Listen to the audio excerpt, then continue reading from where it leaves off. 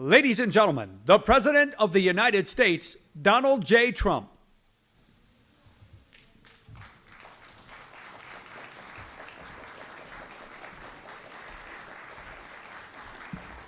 Thank you. Thank you very much. Appreciate it. It's been a really great period of time. I'll be leaving now, as you know, for South Korea. Some of you will be coming with us.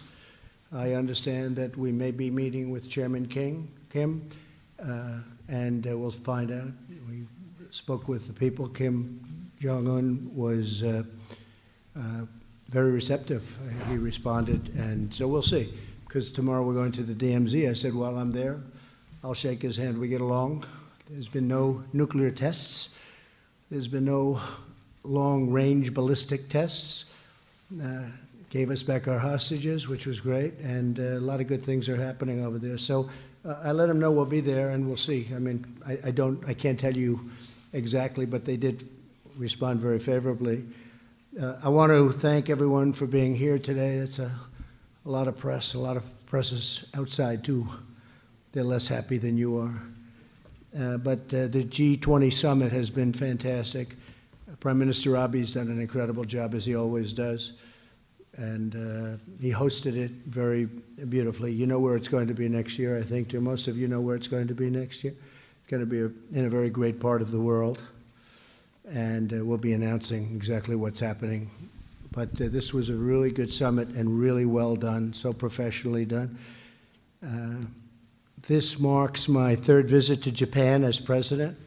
Melania and I we just left Tokyo a short while ago, as you know, a very short while ago, where we were the first state guests to their majesties, the Emperor and Empress of Japan. And that was thrilling. First time in 202 years that an event like that took place. So that was quite exciting. And I'm thrilled to be back. I always like being back in Japan. We've had a great relationship. We've never been closer to Japan than we are right now. Over the past 2 days, leaders from the world's largest economies have convened here in Osaka, which is a tremendous city. You fly over and you say, does it ever stop? It's big, it's beautiful, it's clean, and it's really the job they do with industrial manufacturing and lots of other things is really incredible. We had a very productive conversation with a number of the leaders of not only nations but business leaders here in Japan, and together we put together a lot of ideas and a lot of challenges for the future that we'll be able to meet and get things going very well. Our meetings also touched on women's economic empowerment. You probably saw that Ivanka Trump she's done a fantastic job, and also a fantastic job in getting jobs for a lot of people within our country, almost 10 million people. The importance of resilient and secure infrastructure, we discussed that at great length. The need to uphold the rule of law and the critical importance of achieving a future for international trade that works all of the time for all of the people. In addition to the working sessions, we had a lot of working sessions. Many of you were at the working sessions. I had tremendous bilateral meetings with many of the heads of state, and just some of them are Australia, Japan, India, Germany, Russia, Brazil, Saudi Arabia, China, Turkey, UK, and I met with Mexico also, with the representatives of Mexico who have done an incredible job. They've really stepped up to the plate. I appreciate it, and I want to thank them. They have 6,000 troops at their southern border by Guatemala, and it's very hard to come in now. And they just ordered, really it was somewhat of a surprise, 16,000 troops at our southern border. Their immigration laws are very strong. Ours are a disaster. Ours are a disgrace to a country. We have loopholes and asylum that we could fix the asylum very quickly. We could get rid of and fix the loopholes, but we could get rid of the loopholes and we would have absolutely no problem at the border. But if you watch the debates, if you call them debates, whatever they were, they don't really, I think they want open borders, I guess, even though 4 years ago they wanted walls to be built. I heard we just had another judge rule against us on a section of wall, and that's disgraceful. We'll appeal it right away. Ninth Circuit, as usual. They go right into that Ninth Circuit. The good news, I put a lot of judges in, and a number of them are in the Ninth Circuit now. And it's very unfair. It's very unfair when a judge can do what they do, where a judge in a certain area can close down a country. But we also had a big victory last week with the wall. We had a judge in D.C. who gave us a very big victory. So we're building a lot of wall, but we had a ruling just yesterday late from a judge in the Ninth Circuit again. So we're immediately appealing it, and we think we'll win the appeal. There was no reason that should have happened. And a lot of wall is being built. And again, Mexico's doing a real job. Our Border Patrol, they've done incredible work, and ICE is, they're just special people. Law enforcement generally is just they're special. So with that, I just want to say that these meetings have been great. The one that I guess most people are interested in is China. We had a great meeting, President Xi, and we've known each other for as long as I'm president. And many of you were at the event in China a year ago when I've never seen anything like it. It was beautiful. We talked about it. We had dinner last night, President Xi and a number of us. And it was something really incredible. In Beijing, the red carpet was rolled out for all of us, for this country, for our country. And we had a great meeting, and we will be continuing to negotiate. And I promised that for at least the time being, we're not going to be lifting tariffs on China. We won't be adding an additional, tremendous amount of, we have, I guess, $350 billion left, which could be taxed or could be tariffed. And we're not doing that. We're going to work with China on where we left off to see if we can make a deal. China's going to start, they're going to be consulting with us, and they're going to start spending money even during the negotiation to our farmers, our great farmers in the Midwest. I call them the great patriots, because that's what they are. They're patriots. And China's going to be buying a tremendous amount of food and agricultural product. And they're going to start that very soon, almost immediately. We're going to give them lists of things that we'd like them to buy. Our farmers are going to be a tremendous beneficiary. You know, if you look at farmers, for 15 years before I came into this position, the farms and farmers have had a hard time. You look at that graph, it was down, fairly steeply down. And a lot of it was because NAFTA was a terrible deal. Now we have I spoke with Nancy Pelosi last night about the USMCA, that's Mexico and Canada. And it's now before them, and they'll have to make a decision. But that's one that the farmers love, the manufacturers love, the unions love. It's a great deal for this country. And NAFTA was, I think, one of the worst trade deals ever made. Maybe the WTO was worse. The WTO, from the time that happened in 95, from the time that happened, China became like a rocket ship. It was pretty much flatlined, and then all of a sudden it joined the WTO, and they went through the roof. And very much to our liability, we lost tremendous amounts of money from that time. I mean, we just lost tremendous amounts. It was a terrible deal, WTO, World Trade. And if you look at NAFTA, NAFTA has been a disaster for our country. The USMCA is a great deal for our country. I think Canada's happy, but they're not happy like we're happy, but they're very happy. It's a good deal for Canada, good deal for Mexico. They want it. Mexico just approved it in full. Canada is waiting for us to approve it. I was with the Prime Minister, just left him a little while ago, and they're thrilled with the deal, and we're thrilled. Everybody wants it, and hopefully it'll be a bipartisan deal. I view that. I told that to Nancy Pelosi. I said, view this as a bipartisan deal, because a lot of the Democrats want it. especially, I would say, the farm areas, but really the industrial areas also, the unions. We've got things on wages, and we have things on the environment that few people have ever been able to get into an agreement. And it's a very big deal. It's a very big deal. And it's a great deal. Tremendous support. So they have to put it up for a vote. And I think you'll get a great vote in the House, and you'll get a great vote in the Senate. And you'll have a tremendous trade deal between the United States and Canada and Mexico. And it's going to be something very special. So we spend a lot of time with a lot of countries. We do business with a lot of them. Australia is an example. In Japan, we're negotiating with them because they send us millions of cars and we send them wheat, which doesn't work.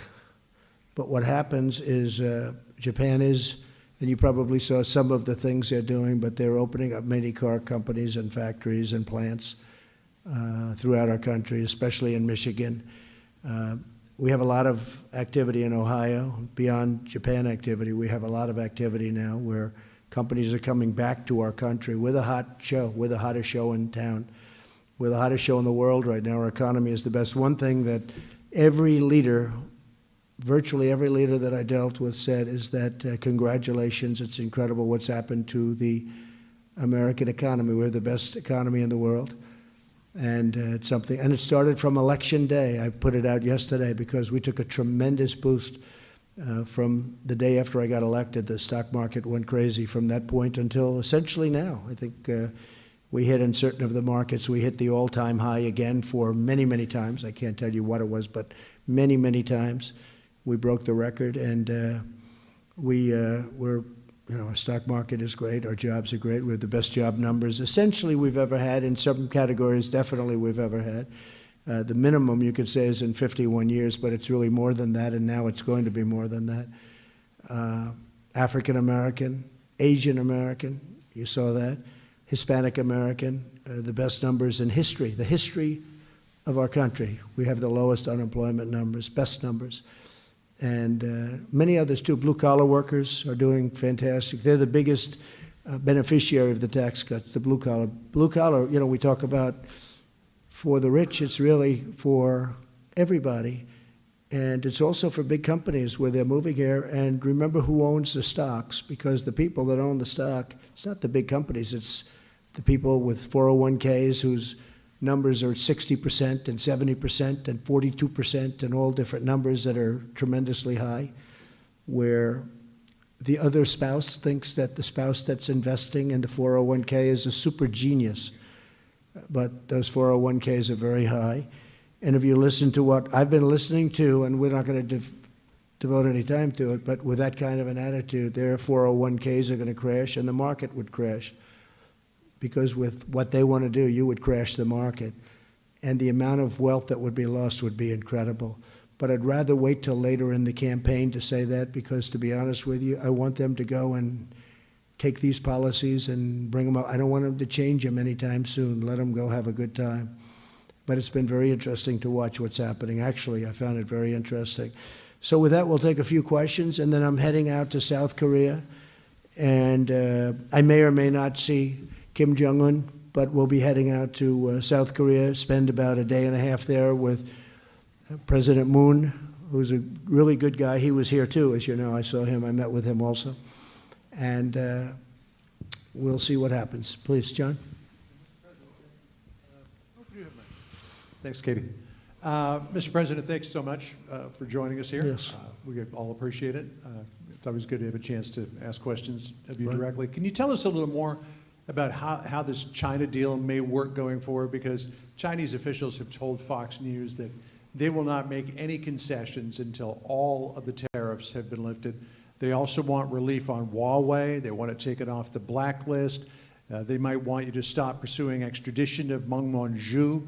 Can you tell us how you see all of this unfolding? And if you do meet Kim Jong-un at the DMZ tomorrow, would you step across the border into North Korea? Sure, I would. I'd feel very comfortable doing that. I would have no problem. With respect to China, basically we agreed today that we were going to continue the negotiation, which I ended a while back. and we're going to continue the negotiation. We agreed that I would not be putting tariffs on the $325 billion that I would have the ability to put on if I wanted. We're fairly advanced, depending on where you want to look at and where you want to start. Pretty advanced. We did discuss numerous other things. We mentioned Huawei. I said, we'll have to save that till the very end. We'll have to see.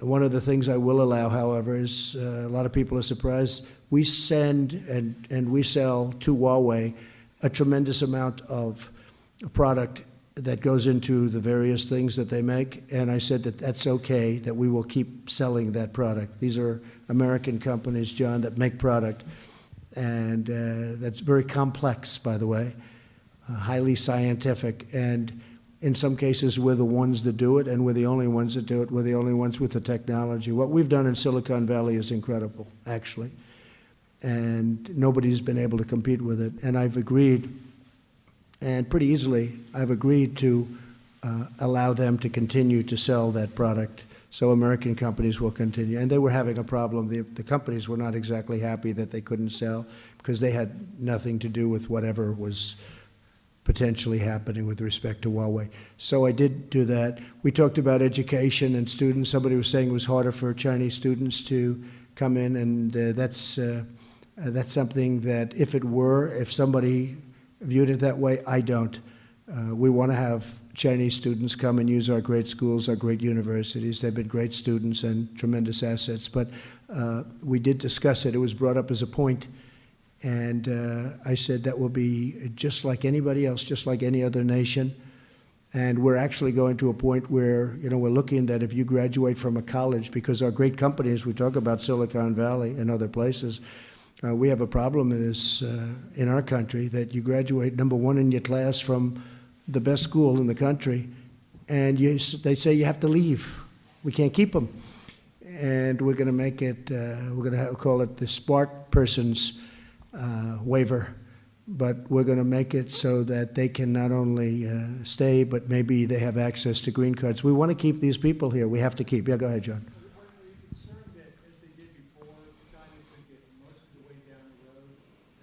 Sure, that could happen, but we're holding on tariffs, and they're going to buy farm product. So, but that could happen, John. This doesn't mean there's going to be a deal, but they would like to make a deal, I can tell you that. And if we could make a deal, it would be a very historic event. We've never really had a deal with China. We've had tremendous deficits, tremendous amounts of money was put into China, $500 billion a year, and I mean, not just surplus and deficit. I'm talking about real hard cash. And it should have never, ever been allowed to have happened for all of our presidents over the last number of years. Go ahead, please. Yes, Mr. President. Steve Herman from the Voice of America. Good. After your discussions with Prime Minister Abe here, are you still thinking about withdrawing from the U.S.-Japan Security Treaty? And what did the Prime Minister say to you about that? No, I'm not thinking about that at all. I'm just saying that it's an unfair agreement. And I've told him that for the last 6 months. I said, look, if somebody attacks Japan, we go after them, and we are in a battle, full force and effect. We are locked in a battle and committed to fight for Japan. If somebody should attack the United States, they don't have to do that. That's unfair. That's the kind of deals we made. Every deal's like that. I mean, it's almost like we had people that they didn't either care or they were stupid. But that's the kind of deals we have. That's just typical. But I told them, I said, we're going to have to change it because, look, nobody's going to attack us, I hope. But, should that happen, it's far more likely that it could be the other way. But should that happen, somebody attacks us, if we're helping them, they're going to have to help us. And he knows that. And he's going to have no problem with that. Yes, please. Thank you, Mr. President. I actually have a Russia question, but I wanted to quickly clarify. Is Meng Wanzhou's case also going to need to wait till the very end, or is it possible the U.S. would drop the extradition effort? On what? Ms. Meng from Huawei, the top financial We didn't executive. discuss Ms. Meng. That was not discussed. We did discuss Huawei, but we didn't discuss her situation. election. Okay, thank you. On Russia, respectfully, it seemed like maybe you didn't really mean it when you said yesterday, don't meddle in our elections, Mr. President, and then you guys both started laughing. You're going to have to take a look at the words. I did say it. And we had a discussion. We had a great discussion, President Putin and myself. I thought it was really a tremendous discussion. I think they'd like to do trade with the United States, and they have great product. They have great land. They have very rich land and a lot of oil, a lot of minerals, and the kind of things that we like. And I can see trade going out with Russia. We could do fantastically well. We do very little trade with Russia, which is ridiculous, frankly. So I could see some very positive things happening. Yeah, but as per your question, though, I did say it, and I did discuss it a little bit after that, too. Yeah, please. Okay. Thank you, Mr. President. Yesterday, former President Jimmy Carter suggested that your presidency is illegitimate and that you only got the White House with help from Russia. Your reaction to that, sir? Russia. Isn't it crazy? Okay, Jimmy Carter, look, he was a nice man. He was a terrible president. He's a Democrat, and it's a typical talking point. He's loyal to the Democrats, and I guess you should be. But as everybody now understands, I won not because of Russia, not because of anybody but myself. I went out, I campaigned better, smarter, harder than Hillary Clinton. I went to Wisconsin. I went to Michigan the night of the vote. I had 32,000 people at 1 o'clock in the morning on election day. I won Michigan, I won Wisconsin, I won Pennsylvania, I won states that traditionally haven't been won by a Republican, for many years haven't been won by a Republican. And this had nothing to do with anybody but the fact that I worked harder and much smarter than Hillary Clinton did. Now, I'll say this, Jimmy Carter, I was surprised that he would make a statement. I saw it. It was not a big thing, but I saw the statement. And it's, you know, a lot of Democrats like to make that statement. He's been trashed within his own party. He's been badly trashed. I felt badly for him because you look over the years, his party has virtually, he's like the forgotten president. And I understand why they say that. He was not a good president. Look at what happened with Iran. That was a disaster. What Iran did to him, they tied him up in knots. The reason Ronald Reagan probably became president. So, you know, it's a Democrat talking point. Yeah, please, go ahead, Jim. Yes, Mr. President, if I could follow up on the question about your comments with Vladimir Putin about Sure. Russian meddling. You did seem to be joking there with the Russian president. Are we taking that to be wrong? And what is it with your coziness with some of these dictators and autocrats at these summits? With Mohammed bin Salman, the Crown Prince of Saudi Arabia, when you were asked about the case of Jamal Khashoggi, you did not respond to that question in front of the Saudi I don't know Crown that Prince. anybody asked me. Were you afraid of offending him on that subject? No, not at all. I don't really care about offending people. I sort of thought you'd know that. Well, you passed up an opportunity And there. by the way, congratulations. I understand your book. Is it doing well? It's doing very well, Mr. President. Really? Thank you. I'll get you an autographed copy. Good. If you like. Send it. I want to see it. Yes, sir. Yes. Send me a copy. I get along with everybody, except you people, actually.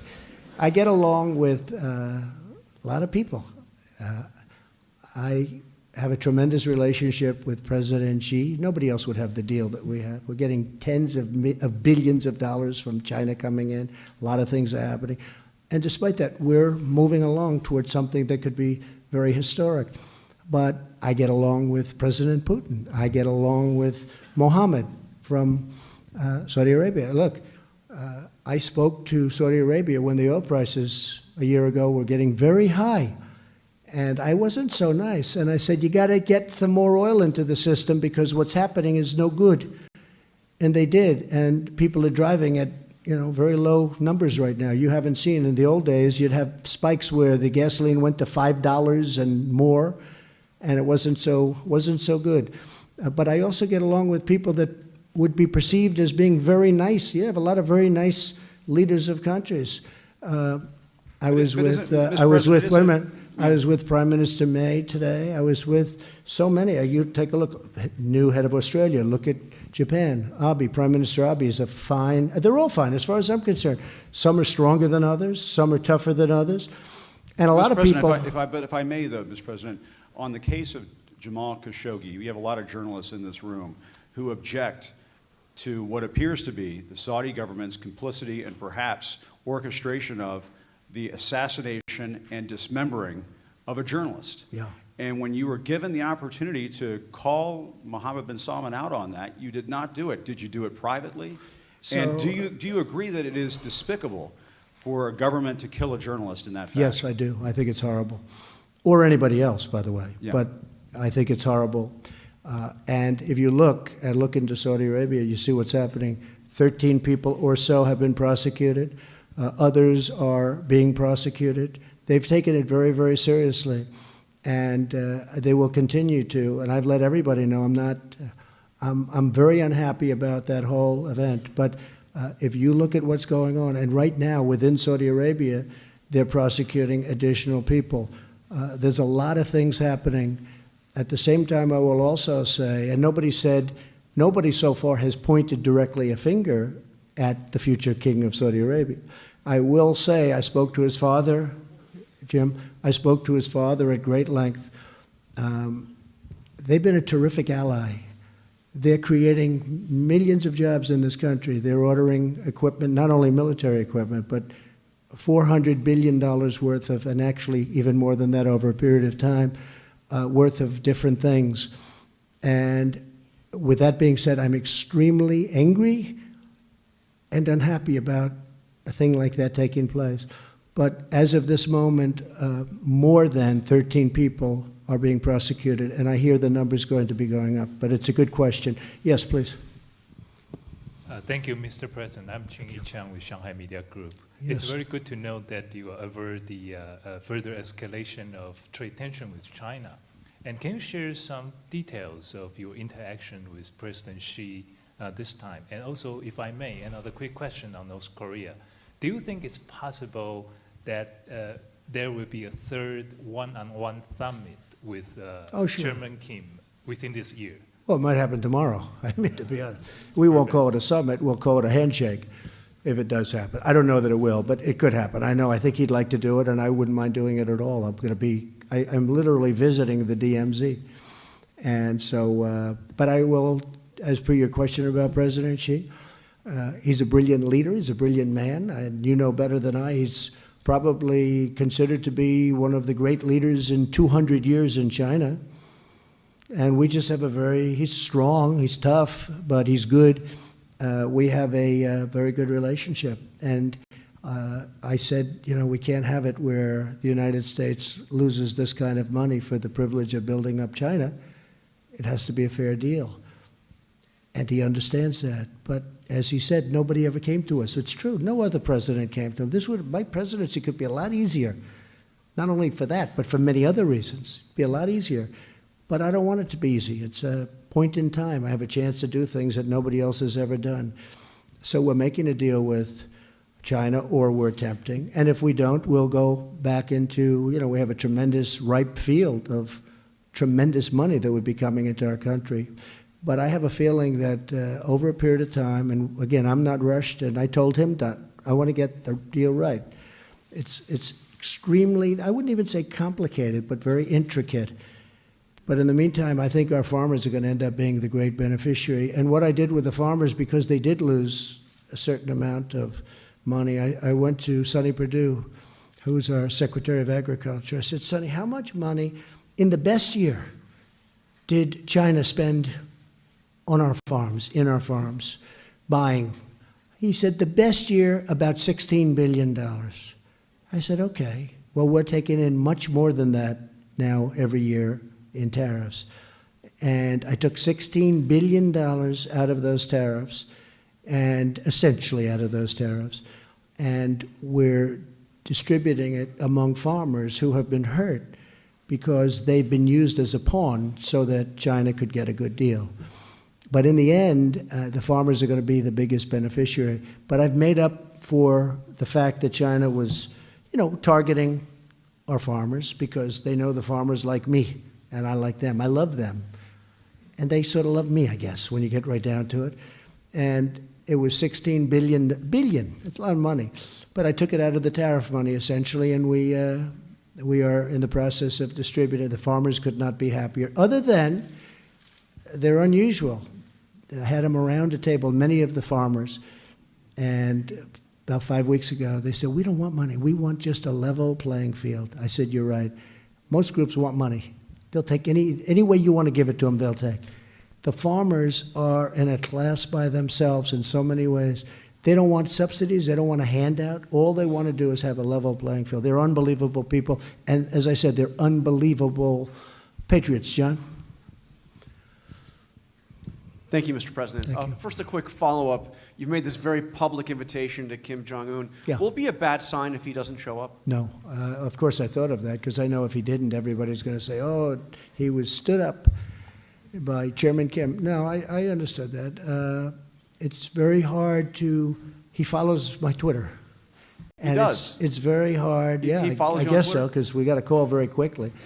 Okay. A lot of people follow it. But, you know, they've contacted us and they'd like to see if they could do so. And we're not talking about for, you know, extended, just a quick hello. And we get along. I get along with him and I get along with other people. Like, you know, for instance, on Jim's question, it's a fair question, but I really have great relationships with everybody. I think, you know, I said a long time ago that maybe I'll be a sleeper on foreign policy. And if you look at what's happened on foreign policy, now we are working on Iran, and we'll see what happens. I think they'd like to make a deal. I think they'd be very smart to want to make a deal, but we're going to see what happens. I'm okay. I have all the time in the world. They're doing very poorly. They were very brutal when I first came in. 18 sites of confliction, meaning where they were behind. But I think on foreign policy, if you look at what's happening, and the other thing that's happening is we're not being taken for suckers anymore. I mean, we have countries where we'd lose on defending them because we defend a tremendous percentage of the world, and they don't pay us for it. And then on top of it, we lose money with that same country on trade. And it's all changing, and they understand it's changing, and they expect it to change. They can't believe, honestly, like I'd ask Prime Minister Abe, I said, how did this happen? Where you send us billions and billions of dollars worth of cars and other things, and we send you practically nothing. He said, nobody ever complained. Same thing with China. I said, you know, you send a car to us, we charge you essentially nothing. It's 2.5%, but basically you don't have to, there are ways around that. So you send a car to us, and you pay nothing. We send a car to you made in the United States, and we have to pay 45% tariff. How did that happen? He said, we just kept lifting it, lifting it, lifting it. I mean, they're being honest with me. We just kept lifting it, and nobody called. But I call. I call. Go ahead, John. And I want to ask you about the debate. You clearly saw at least some of the Democratic debate. Yeah. I'm sure you saw the exchange between Joe Biden and Kamala Harris on the issue of federal busing, federally mandated busing. Biden thought that was a bad policy. He tried to stop it. Kamala Harris said it was an important part of desegregation, including in her own experience. Where do you stand on that issue of federally mandated busing? Well, first of all, before I get into that, I thought that she was given too much credit. He didn't do well, certainly, and maybe the facts weren't necessarily on his side. I think she was given too much credit for what she did. Wasn't that outstanding? And I think probably he was hit harder than he should have been hit, Biden. I thought he was hit actually harder. And as far as that, I will tell you in about 4 weeks because we're coming out with certain policy that's going to be very interesting and very surprising, I think, to a lot of people. Jennifer, do you have a question? But do you think Kamala Harris would be a tough opponent for you, given what you saw in that debate? You never know who's going to be tough. You never know. One that you think is going to be tough turns out to be not much. And sometimes you think one, and I've seen it, because look, I had 17. We had actually a total of 18. A lot of people think 17. Governor of Virginia, remember? Ed, the governor of Virginia, wasn't there long, the previous governor. But of the 18, you know, many were all their lives they wanted to be politicians. I never thought about being a politician until about 2 days before I decided to run. A little before that, but not too much before. And they, you looked at some of them, they're very talented. You look at their resumes, it's like, great. And sometimes the ones that I thought would be the toughest were not the toughest at all. I mean, I could write a book. I should write a book. But some of the people that I did in the Republican, because we had sort of a similar thing. We had 18 instead of, I guess they have 24, 25.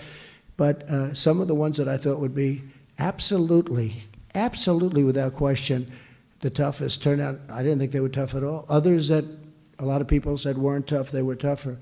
I think she was given far too much credit for what she did. That was so out of the can, what she said, and that thing was right out of a box. And I thought that he didn't respond great. I wouldn't say it was this was not Winston Churchill we're dealing with, okay? But it wasn't I don't think nearly as bad as they portended it to be. Jennifer, go ahead. Thank you, Mr. President. Thank you. Could I clarify your negotiations and what you agreed to with China on Huawei? Sure. Did you agree that Huawei can sell to the U.S. or that U.S. companies can sell to U.S. Huawei? companies can sell their equipment to Huawei. We're Okay. talking about equipment where there's no great national emergency problem with it, but the U.S. companies can sell their equipment. So we have a lot of the great companies in Silicon Valley and based in different parts of the country that make extremely complex equipment. We're letting them sell to Huawei. And then on Turkey, sir, will Turkey face sanctions if it goes ahead with the S-400 purchases? Okay, so Turkey is an interesting case because there's another one, Jim, that I get along with very well, and he's a tough cookie, okay? Right? President Erdogan. He's tough, but I get along with him. And maybe that's a bad thing, but I think it's a really good thing because, frankly, he wanted to wipe out, he has a big problem with the Kurds, as everyone knows, and he had a 65,000-man army at the border, and he was going to wipe out the Kurds who helped us with ISIS. We took out the caliphate. We have 100% of the caliphate. And I called him and I asked him not to do it. They are, I guess, natural enemies of his or Turkey's. And he hasn't done it. They were lined up to go out and wipe out the people that we just defeated the ISIS caliphate with. And I said, you can't do that. You can't do it. And he didn't do it. So I have a relationship. But let me tell you, so he goes out. During the Obama administration, he wants to buy our Patriot missile. Right? They wouldn't sell it to him. He wants to buy, even though he's a member of NATO, and in theory he could be an ally if he respected the president, he's got a big army, and he's, they're fighters, Turkey's big fighters, and we're working on Idlib province together because he doesn't want to see 3 million people killed, and neither do I in Syria. And I mentioned that was another thing. I mentioned, folks, to President Putin. I said, please, take it easy with Idlib, because, they've been encircling that. I think if I didn't put out a statement 6 months ago, that would have been catastrophic. But there you have 30,000 terrorists in Idlib province. You have 3 million people. And, getting terrorists is okay. But you don't want to kill 3 million people or 1 million people to get the terrorists.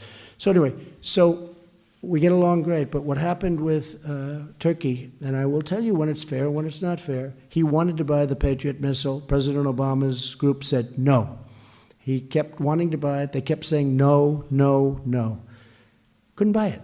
Now, he needed it for defense. So he then went to Russia, and he bought the S-400, made a deal to buy it, because he couldn't get it. They wouldn't allow him to buy it. They wouldn't allow it. This administration, meaning this administration previous to mine, would not let him buy it. So he goes out, he goes to Russia, and he makes a deal for the S-400. And let's assume it's not nearly as good. But he made a deal. He paid him money, a lot of money, put up a lot of money. And he bought it. As soon as he bought it, people went back to him from our country, and they said, listen, we don't want you to use that system because it's not the NATO system, et cetera, et cetera. You know all the reasons. We don't want you to use that system. Do us a favor. We'll sell you the Patriot. He said, it's too late. I already bought it. There was nothing he could do. He already bought it. In the meantime, he bought over 100 F-35s, the greatest fighter jet in the world. It's stealth. You can't see it. It's real hard to beat something when you can't see it. But he bought over 100. I think he bought 116, but he bought over 100, a lot. And he has options for more. And now he wants delivery. He's paid a tremendous amount of money up front to Lockheed, our company, our jobs, everything.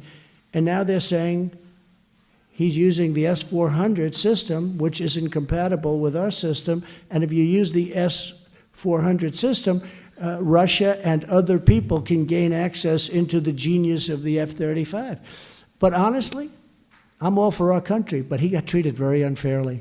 He was told, you can't buy it, you can't buy it. You know, it's the old secret when you can't have something. All of a sudden, he ends up going getting something else, and then they said, first they said, we'll sell it to you, you can have it in 4 years. Then they said, we'll get it to you immediately. But he said, I can't do it. I've spent a fortune on buying another system, similar system, from Russia. The problem is he already bought the planes, and the planes aren't compatible from our standpoint, not from the standpoint of compatibility, but from our standpoint, national security-wise. So it's a mess. It's a mess. And honestly, it's not really Erdogan's fault. So now we have breaking news. Donald Trump loves Turkey. So he that means loves Turkey. Donald sound Trump like is you're- on the side of Turkey instead of the United. No, I'm not. You don't sound I like love you wanna our go country, ahead but with I have to sanctions. tell you, President Erdogan, who has done, he gave me our pastor back, Pastor Brunson. Nobody else could get him back. Remember? They couldn't get him back. President Obama, he was in jail for 35 years. He was going to be in jail forever. Pastor Brunson, who was an innocent man. I called him, and after a very short period of time, Pastor Brunson was standing in the Oval Office with me, and he was back.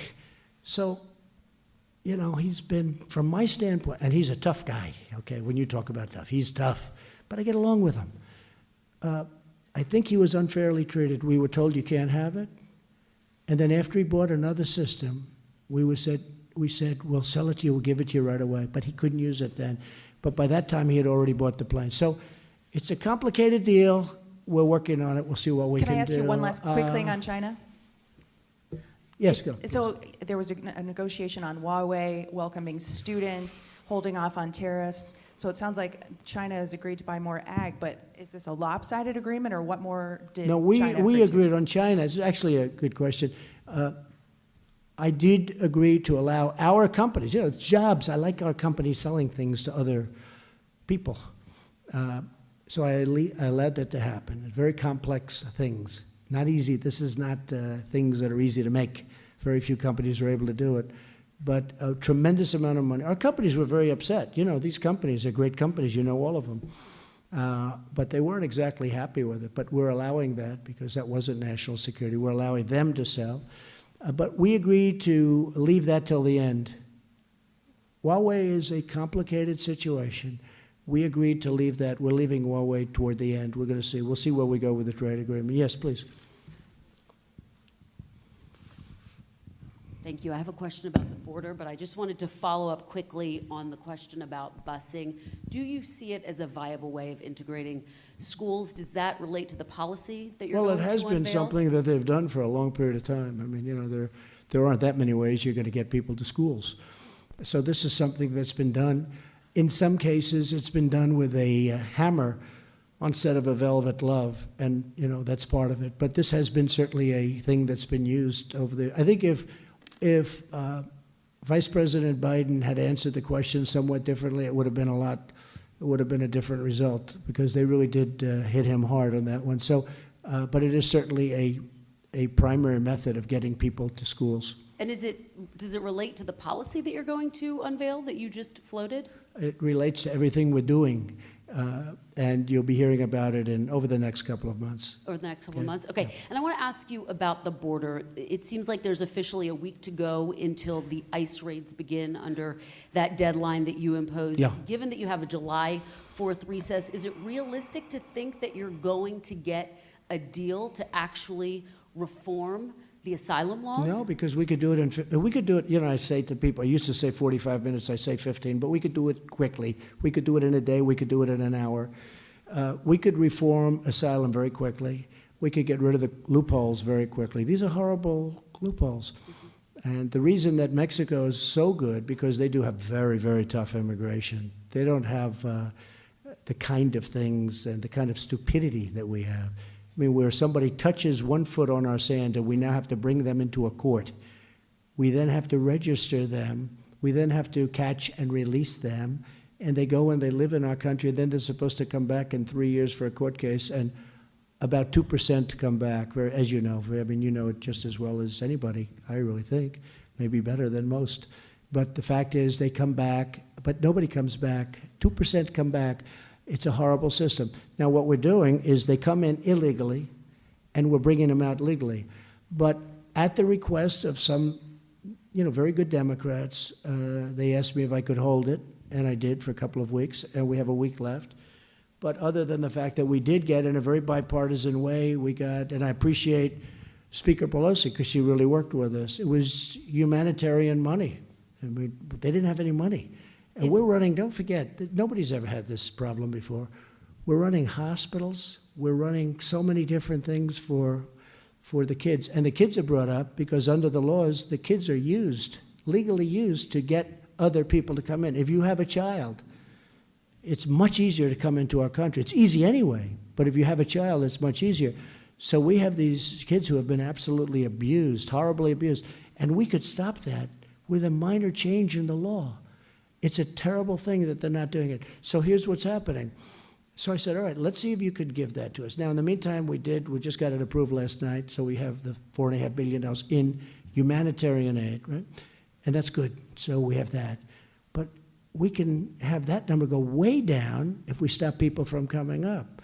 For instance, if we had walls up and if we had it hard, the father and the beautiful daughter who drowned, and, the Rio Grandes are very tough. That has moments where it can be very calm, and then all of a sudden it becomes totally violent and people get swept away. But if they thought it was hard to get in, they wouldn't be coming up. They wouldn't be coming up. And so many lives would be saved. So essentially, if they would change the laws, and I said it would take us an hour, but let's give you 2 weeks.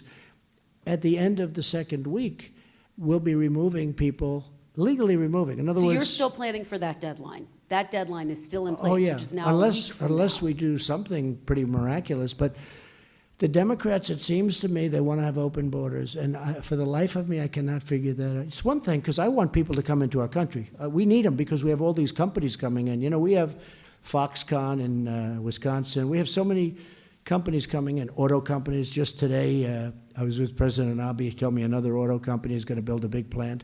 They need people.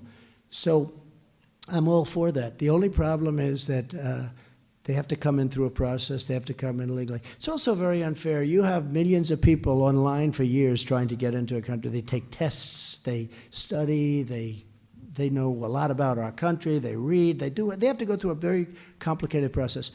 And these people have worked hard. They've been online for 7, 8, 9 years, and then somebody walks in and they're, welcome to the United States. It's really, honestly, it's very unfair. But yeah, we will be removing large numbers of people. People have to understand, yes, the laws are... In a week. Starting in a week after, it's sometime after July 4th. So the deal that was just passed does nothing to make you Well, want that's to different. step That's back humanitarian. from No, that that's a different. That's humanitarian. We needed that just to take care of, because we're running now hospitals. I mean, the Border Patrol, these are incredible people. They're doing what they, nobody ever thought they were going to be doing this. And people are coming up. The reason people are coming up is because we're doing so well as a country. In past years, we weren't doing well. In past years, Mexico was doing better. They took 32% of our car business. They were doing better than we were doing in the past. Now we're the hot country in the world, and people are coming up because they want a piece of that action. And the other reason children are coming up is because we had a separation policy, okay? Under President Obama, we had separation. President Obama built those cells. They were in 2014, they were built. They all said, oh, look how horrible. Then it turned out that it was built by President Obama. And I'm not blaming anybody. I'm not blaming him. I just say this. They had a separation policy, right? I ended it. But when I ended it, I put out a statement. I think it's going to bring more children up because you're ending it. You're saying now the child can stay with the parent. So I said, ending it is nice in one way, but in terms of what we're doing, it makes it even tougher. But the really bad thing is the cartels, and I really think that Mexico, because, they did 6,000, now they're doing 16,000 on our border. I think that Mexico is looking to swamp the cartels, and those kind of numbers will do it. It would be a great thing. What Mexico is doing for us is great. By the way, without the tariffs, they wouldn't have done it, folks. We've been after them for many years to do it. But they have really, so far, it's only a week, the numbers are way down, and so far, a lot of good things have happened. Yes, sir, please.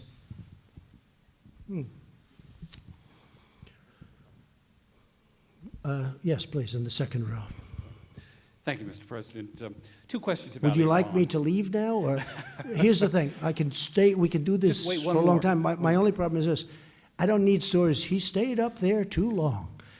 If I stay up there quickly, they say, why did he not give us more time? If I stay up for 2 hours, they'll say, he stayed up too long. I mean, if you promise you're not going to say, I say, because everybody's got a hand up, and if you want, I'll go on. Should I go on or should I not go on? What do you think? At least one more. And you're not going to say, he went on too long. At least Because one we more. have time. You know, I have a flight that actually leaves pretty much when I want it to. Okay, let's go. Anyway, thank you, Mr. President. Two questions about Iran. A week ago, you called off a strike because you were concerned it would kill Iranians Disproportionately, absolutely. disproportionately. Did the military leaders provide you with any alternative, that there was some derelict oil rig that could have been hit? No. to make Oh, the I had point? many I bet I have 50 alternatives. I have many alternatives, yeah. And- I mean, you don't know what the sites were. You said oil rig. No. You don't know what the sites were. But I had many alternatives. No, the military leaders did a great job. When we chose and designated certain areas that we were thinking about, I said, how many people are going to die? I mean, I'm talking about on the other side. That means a lot to me, too. Okay? How many people are going to die? They said probably about 150. You don't know. Could be much worse than that. Could be less, too, I guess. But it could be much more than that because this is heavy stuff going in. And we would have been 100%. We have the greatest military in the world. I deal with them all the time. These people are incredible people. Lethal. And hopefully we don't have to use it much. I mean, we've spent... you look at the numbers, $716 billion this year. We had planes that were so old. Now we have brand new F-35s. We have brand new Super Hornets and F-18s. And I mean, the equipment we have is incredible. The Army now has beautiful new things. Everything is, we have a military that's really great. Hopefully, we don't have to use it very much. But no, they came in, they said this, and I asked them a question, and they came back a short time later, and they said about 150 people. I said, that's really disproportionate. I don't like it. My second question is that here at the G20 summit, what can you tell us? Has the ball been moved in any particular direction towards easing the tensions with Iran in some of the meetings that you've had? Well, I've had a lot of countries come up to me. France has come up. If you look at President Macron, good guy, he came up to me and said, you know, I do a lot of business, meaning France does a lot of business with Iran. I'd love to go see them. I said, it's all right. Anybody can see him. I don't mind talking. I think talking's great. I'm not going to say, oh, don't talk to him, don't talk to him. I do think John Kerry should not have been talking to him. I think that's delaying this process a lot. I think he violated the Logan Act, actually. But I think John Kerry speaking to Iran a lot, maybe saying things like, gee, you know, if you wait another 15 months, maybe Trump will lose the election, and then you can deal with a person that's a lot easier than Trump. You'll deal with a stiff that'll give you everything you want. And that makes it a little tougher for me to make a deal, but that's okay. Yeah, please, go. Mr. President, during the week you tweeted out your displeasure with the Supreme Court's decision on the census, and you suggested you may seek to delay. Yeah, I think it's very unfortunate. Are you in fact going to try to delay the census? Well, we're looking at that legally because they're asking us to do a census. And, you know, the census was shocking to me. I figured it would be, you know, not expensive to do a census. It's billions of dollars. You know that, right? Billions. Billions. They go knock on doors of every house in the country, and they get everything. They're not allowed to ask whether or not somebody's a citizen of the United States. How horrible and ridiculous is that? So we are looking at that, yeah, sure. Do you know if because you it have the legal wasn't authority to do that? a real decision that, boom, this is the way it is. It was like now, right now. it depends on what happens, I guess. It was a very strange decision. It was a very, very sad decision. Not in terms of voting, not in terms, just a very sad, because it was so convoluted. It was, to get to that decision, had to be very, very hard. Well, the justice said that your guys were playing politics in deciding not to count non-citizens. Hey, who's really playing politics, okay? Check it out. You tell me who's playing politics. Yeah, go ahead, please. Thanks, Mr. President. I think I heard you mention earlier, Jeff Earl with Daily Mail. It's been a while. I think I heard you mention that with Vladimir Putin, you had said you spoke about election interference privately as well. Did you speak to him in a sterner tone? Did you tell him there would be serious we consequences? talked about it. Hey, we talked about it. You know, we've talked about it before. You know, he denies it totally, by the way. Just, I mean, how many times can you get somebody to deny something? But he has in the past denied it. He's denied it also publicly. But we talked about it. We talked about a lot of other things. I tell you, we talked about something that I think is very important, and that's putting a cap on what he's buying and we're buying from a nuclear standpoint and other arms control. We talked a lot about arms control, and I think he'd like to see arms control, and so would we. I think it makes a lot of sense. What was the context in which? Yeah, go ahead. Did you raise what was in the Mueller report? Did you sort of articulate to him? Well, the Mueller report was a very good report. I mean, it was a good report. I had 18 people that hated me. I had Mueller, who was totally conflicted and obviously didn't like me. He was totally conflicted, and yet no obstruction, no collusion, and you know that was a good report. Yes, please. And you know the Democrats want a do-over or 5. They want to get it right. They're working to get it right. They want a do-over or 5. Yes, please. Edward Zalwood, True News. President Trump, your administration just unveiled the economic portion of the deal of the century. My question to you is, why were no Palestinians members of the White House Peace Plan Committee? Well, they are a very important part of it, but they don't really have to be. We're just getting started. We have, and as you know, we have a very good David Friedman, great gentleman, one of the most successful lawyers in New York, who loves Israel. David Friedman. Jason Greenblatt, who worked for me and my company, great lawyer, great talent. Jared Kushner. And with me being president, if you don't get that deal done, it'll never happen. We'll have to see what happens. But I think the Palestinians, basically, I'm not sure. I know they want to make a deal, but they want to be a little bit cute, and that's okay. I fully understand where they're coming from. As you know, I've ended the money to, we were paying them $550 million a year. And I ended that money because a year ago I heard they were saying nasty things. I said, wait a minute. We're trying to make a deal. We're trying to help them, and they're saying these nasty things. We're not going to pay. Now, if a deal is made, we would go back on a humanitarian basis, not so different from the border, because you see the problems and what's going on. It's terrible. But I think we have a very good chance of making a deal, and a lot of people think that's probably the toughest deal of all, and it may very well be the toughest deal of all. A lot of people think it can't be made. I mean, over the years, a lot of people would say that's a deal that can't be made no matter what. But you know, hey, I like to, we're going to try. But I really believe that I went to other negotiators from past years, for many, many years they've been trying to make this deal. And I said, did you ever take the money away? Because they were always very hostile. And they said, no, we wouldn't do that. That's inappropriate. Why is it inappropriate? I mean, they're saying bad things. Why is it inappropriate? And what I've done is said, look, if you're not negotiating and if you don't want to help make peace, we're not going to pay you. So let's see what happens. I think they want to make a deal, and I've had a very good relationship with some of their leaders, and obviously I've had a good relationship with Israel. Now, the transaction was thrown up in the air a little bit because of what happened with Bibi Netanyahu's election. They thought he won, and then all of a sudden they couldn't put together the coalition, and now they're back to campaigning again. So that was something that came up that who would have expected that? Maybe something will happen faster, but you know that's going to be going on for about 3 months. There's a good chance we could, there's a chance. I don't want to even say good chance on that one because people say it's the hardest deal. I've heard when I was young, I'd say, what do you think of this? Oh, that's tougher than Israel and the Palestinians making it. They used to use that as like the metaphor. They used to use that as the excuse for a deal that was very tough to make. So it's probably about the toughest deal to make. I actually think that there's a good chance. Yes, sir, please, go ahead. Yeah, white shirt. No, the gentleman behind you. Yeah, okay, go ahead. We'll get you. Thank you. Go ahead. That's the man I'm looking at. Dimitri Sevastopoulos, Financial Times.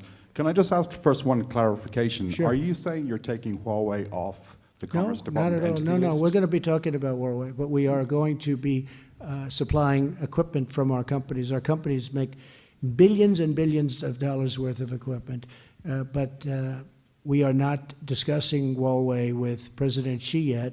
I want to see, before we start getting into that, I want to see where we end up. We have to. We have a national security problem, which to me is paramount, very important. But are you taking Huawei off the Commerce Department entity list? We're talking about that. We have a meeting on that tomorrow or Tuesday. Okay. And my question is, you talk a lot about the economic and the trade practices of China. You're very critical. You don't talk so much about the national security concerns about China. Well, what do you worry about China? That goes without. I think that goes without saying. I mean, look what I've done. Look who's done what I've done. I took ZTE off, if you remember. I was the one. I did that. That was a personal deal, and then President Xi called me, and he asked me for a personal favor, which I consider to be very important. He's a leader of a major country, and it was very important to him, having to do with where the employees are located and his relationship to that area. And it was 85,000 employees, and they were almost out of business. And he agreed to pay $1.2 billion penalty and some other things, including a board change and including some management changes, et cetera. The ZTE, which is much smaller than Huawei, but it's very big. And they paid us $1.2 billion. I mean, part of the problem is then the Democrats go out and say, if I got $200 trillion, they'd say, this was terrible, what a terrible deal. Because that's the way politics is. It's sort of sad. But, we got $1.2 billion, and we closed it, we opened it. And we had certain changes made, as you know. They made changes to the board. They changed the board. They made management changes. And they paid a lot of money, and they also have to buy American product. Buying American product is very important to me. It's a big thing. But can I just ask you to clarify? Yeah, go ahead, blue shirt. Stefan Niemann with ARD. Are we going to continue onward? Yeah. Yes? Yes. Does anybody say no? No. Huh? Thank you, Stefan Niemann with ARD German Television. One question. We just left Angela. I know. She's another friend of mine. People don't think so. A fantastic we have woman. a great Yeah. relationship. I hope you know that. We spent a lot of time together too. You praised this G20 summit as extremely successful, yet it was a G19 against one summit if we look at climate change. Why is it that you still think ignoring the dangers of climate change is in the interest of the Americans? I don't ignore it. So we have the best numbers that we've ever had recently. And I'm not looking to put our companies out of business. I'm not looking to create a standard that is so high that we're going to lose 25% of our production. I'm not willing to do that. We have the cleanest water we've ever had. We have the cleanest air. You saw the reports come out recently. We have the cleanest air we've ever had. But I'm not willing to sacrifice the tremendous power of what we've built up over a long period of time and what I've enhanced and revived. I'm just not willing to do that. And they understand where I stand. And, I'm not necessarily sure I agree. I can tell you I'm not sure that I agree with certain countries, what they're doing, because I think they're losing a lot of the power of what they can do with factories and I'm not talking about political power, although that comes with it. I'm talking about the powering of a plant. It doesn't always work with a windmill. When the wind goes off, the plant isn't working. It doesn't always work with solar because solar is just not strong enough. And a lot of them want to go to wind, which has caused a lot of problems. And the problem with wind is the United States, we're subsidizing these wind towers all over the place because wind doesn't work, for the most part, doesn't work without subsidy. And I don't want to be subsidizing things that don't have to be subsidized. The United States is paying tremendous amounts of money on subsidies for wind. I don't like it. I don't like it. I don't want to do that. We'll take a few more. Go ahead. Go ahead.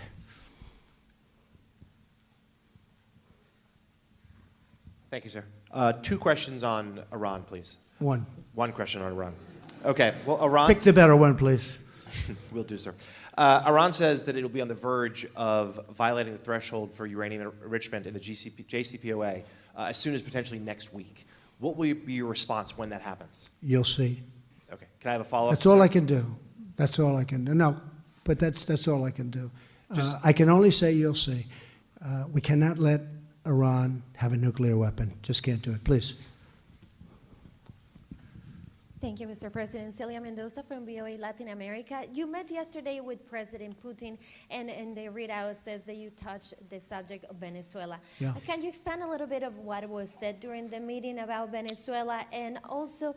well, first of all, we're following Venezuela very closely. It's a catastrophe. It's what socialism can do. I use it all the time. I mean, it's what socialism can do. It was one of the richest countries 20 years ago. It's got among the largest oil reserves in the world. And they don't have food. They don't have water.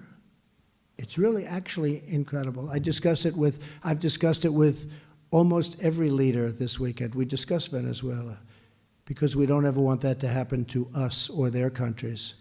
Okay, go ahead. You mentioned that change of regime takes time, and then in Venezuela it has No, proven... sure it takes time. But do you think that is a possibility? Problem is so many people are leaving Venezuela. It's like going to be a ghost town. It's a very bad thing that's happening in Venezuela. Nobody's seen anything quite like it, actually, especially from the standpoint that they were so wealthy.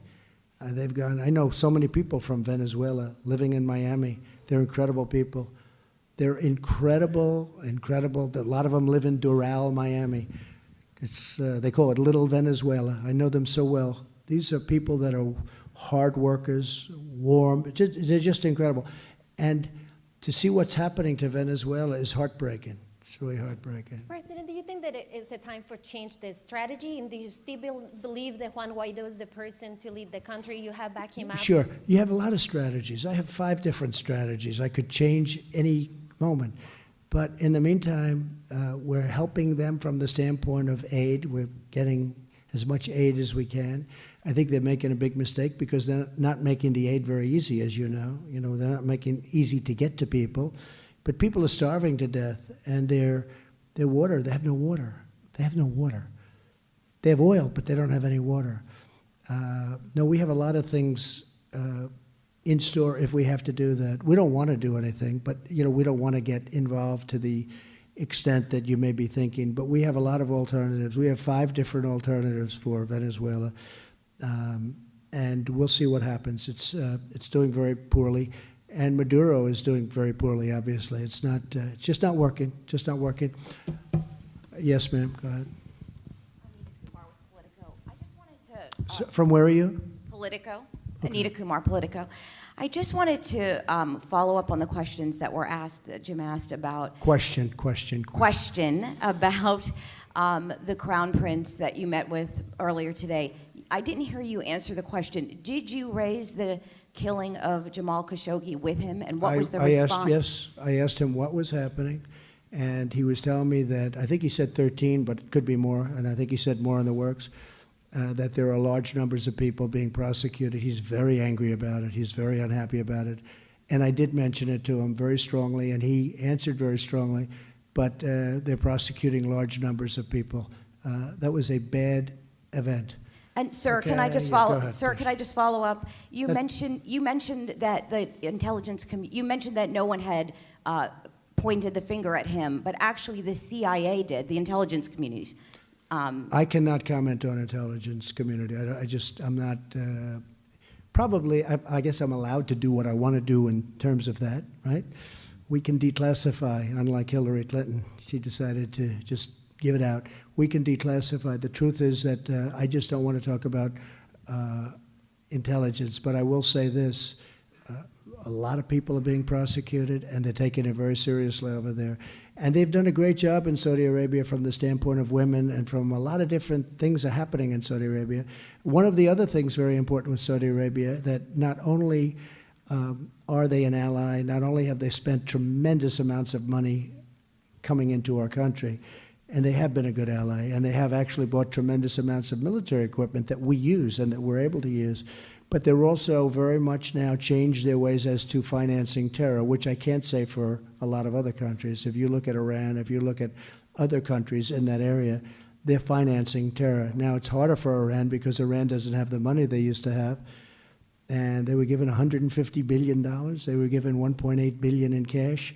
But Saudi Arabia's come a long way. I'll tell you, in terms of reform, Saudi Arabia really has come a long way. Yeah, please, in the gold. Yeah, you, right. Thank you very much, Mr. President. I'm Zhang Qi with China's Caixin Media Business News Organization in China. Just a little bit follow up on Huawei. You say you're gonna discuss Huawei's entity listing soon. Or is it would you say it's a possibility that Huawei is gonna be removed from the list? Is it gonna what? Removed from the entity list. I don't want to talk about it now. I mean, we're looking at that very carefully. Huawei is very much in play in terms of our country and in terms of intelligence and the intelligence community. We know a lot about Huawei, but I don't want to mention that right now. I just think it's inappropriate. I will say that we're not making it, other than what I told you already, we're not making it a big subject. We're going to save that for later. Okay. And another question on the big picture of U.S.-China relations. What do you think U.S. and China should see each other? Are we strategic partners? Are we competitors? Are we enemies? What are we? No, I think we're going to be Thank you. strategic partners. I think we can help each other. I think in the end we can help. If the right deal is structured, we can be great for each other.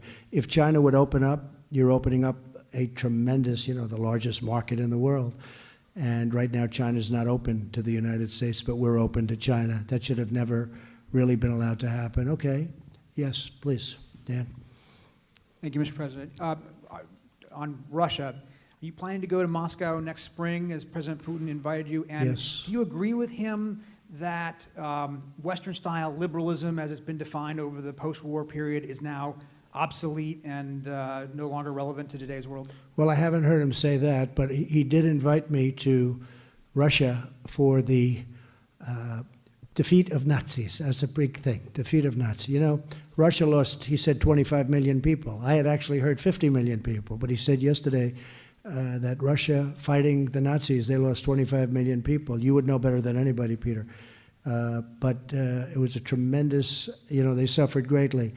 And they're having a 75th, you could really say, celebration of the defeat of the Nazis. And he invited me, and I said I would give it very serious consideration. That was Russia went through a lot. They lost, I guess, far more than anybody fighting the Nazis in terms of people. And he did invite me, and I said we would get back. But we will give that very serious consideration. His okay? Thank you, comments Peter. to the Financial Times right before arriving here was that Western-style liberalism is obsolete. I know you probably haven't read the interview. Well, again, he may feel true? that way. I mean, he sees what's going on, and I guess if you look at what's happening in Los Angeles, where it's so sad to look, and what's happening in San Francisco and a couple of other cities, which are run by an extraordinary group of liberal people. I don't know what they're thinking, but he does see things that are happening in the United States that would probably preclude him from saying how wonderful it is. At the same time, he congratulated me, as every other leader of every country did, for what we've done economically, because we probably have the strongest economy we've ever had, and that's a real positive. But I'm very embarrassed by what I see in some of our cities, where the politicians are either afraid to do something about it, or they think it's votes, or I don't know what, Peter, I don't know what they're thinking. But when you look at Los Angeles, when you look at San Francisco, when you look at some of the other cities, and not a lot, but you don't want it to spread. And at a certain point, I think the federal government maybe has to get involved. We can't let that continue to happen to our cities. Ladies and gentlemen, thank you very much. I'll see some of you in South Korea, maybe at the DMZ, but this has been an honor. Thank you all very much. Thank you.